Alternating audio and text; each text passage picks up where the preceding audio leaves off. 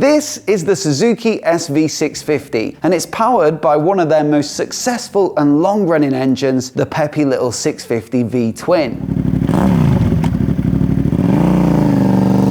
But if these spy shots are to be believed, it looks like it's on the way out with a completely new parallel twin engine set to replace it in their next-gen middleweight naked. It's a massive shame because this thing is an absolute peach with bags of character, so why would they get rid of it? Well, in this video, we'll find out.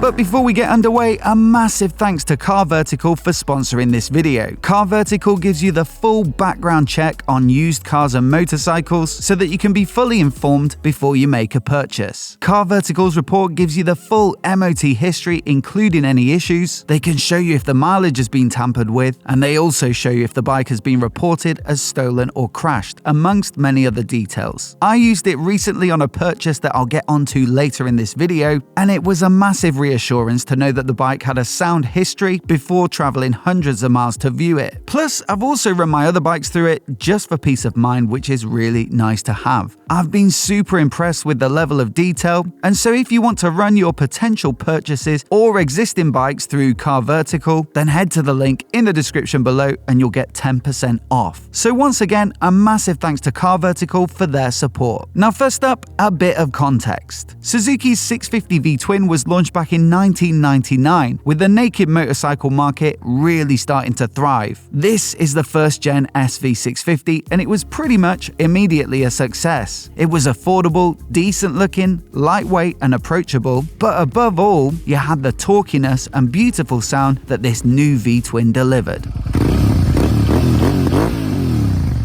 Now it came in either this naked model or the half-fared SV650S, which was a little more sporty and had clip-on style bars for a more aggressive riding position. Since its inception, the SV650 has been through a few iterations, with the Gen 2 version having a sharper look to it and fuel injection. It was then renamed as the Gladius, which is quite frankly horrendous to look at, and so I'll brush over that one quickly. And then thankfully the SV650 then returned, which is basically the one that's still on sale today. Now, one of the benefits of keeping pretty much the same design for 20 odd years is that it helps to keep R&D costs down, which are passed on to the total price of the bike. And so the fact that it's still being produced today means that they can sell it for a price that's well below the rest of the middleweight naked competition, and yet it's still the only bike that offers an actually proper V-twin, or at least for now. Because these spy shots show a new parallel twin in a naked bike that looks set to replace the SV650, and also a middleweight adventure bike to replace the V-Strom 650, which uses the same engine. So why move away from this awesome USP?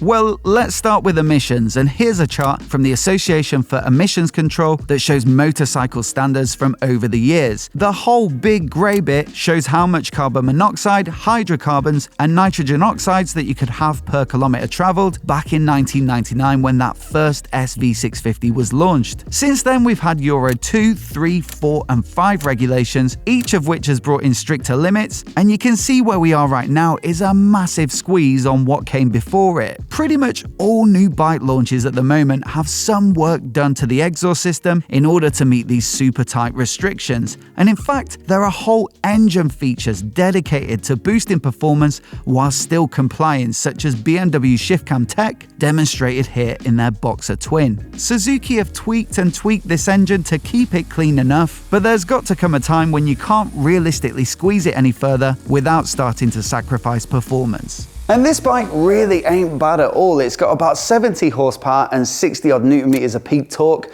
which I think is right in the sweet spot for a road bike. You can still feel like you're giving it a proper good thrashing even at road legal speeds, and yet it's not so underpowered that it's boring to ride. And it's also an absolutely ideal level of power for newer riders looking for their first big bike. I mean, that's exactly who a lot of the bikes in this segment are aimed at. Take the Kawasaki Z650 for example. example, that makes almost identical power figures, and the same could be said for the Yamaha MT-07, which is another massive hit seller over the years. But unfortunately for those bikes, there are a couple of new kids on the block who could start making life difficult for the old favourites. Firstly, there's the Triumph Trident, launched a couple of years back and selling exceptionally well. Its main USP is that sweet inline triple engine, which revs up a little more than the twins in the other bikes, and so it makes a decent chunk more peak power, which is pretty noticeable out on the road. And then on top of that, there's also a new Honda Hornet coming, not with the inline 4 of the original, but with a brand new 750cc parallel twin, which we've already been given the impressive performance figures for. That extra 100cc of capacity over the competition is going to give it plenty more torque, and as a result, up top there's a massive amount more peak power. If Honda can price it as aggressively as you'd hope, then it's really going to mix things up here.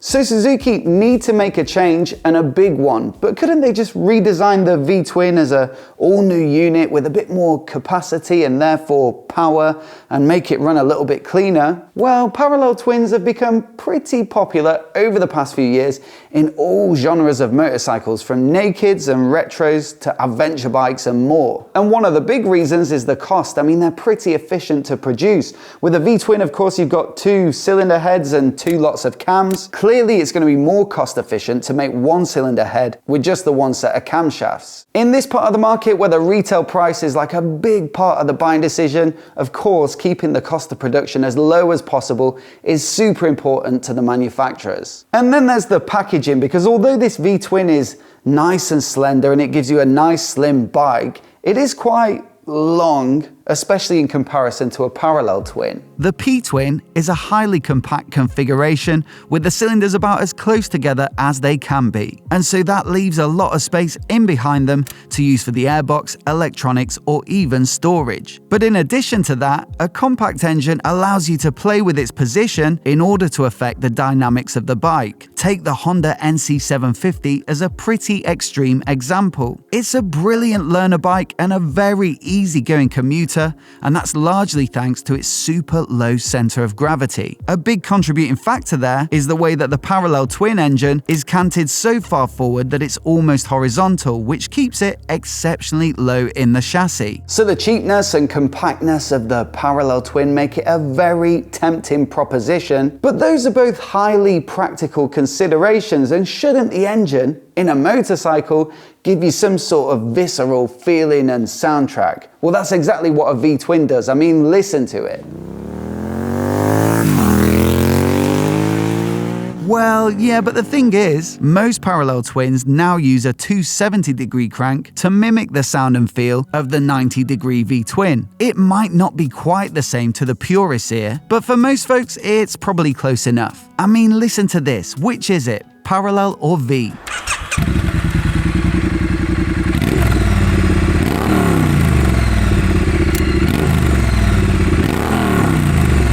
And this one?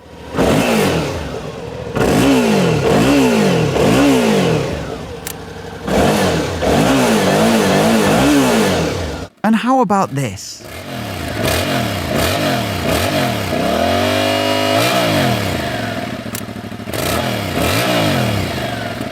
You see, they do sound and feel pretty similar, and so with the practical benefits and the option to use that 270 crank, you can totally understand why Suzuki have made that decision to ditch the V-twin layout. But it's a sad time for the SV650 and V-Strom 650 fans across the globe, of which there are many. It's just such a versatile engine. It works just as well in the SV650 as it does in its adventure bike counterpart, and you're just as likely to see one of these being piloted by a complete newbie in a learner school as you are by some experienced racer at a track day. Such is the balance between approachability and performance. In fact, so legendary is this bike that I felt like I had to own one before they're all gone. And so I recently snapped this one up, a 2013 2017 Gen 2 SV650S. Not a show pony by any stretch of the imagination, but it's relatively light on miles and it seems to run pretty sweet. Also, I used Car Vertical to give it a decent background check before I pulled the trigger, which is a massive reassurance to be able to do that on the used market.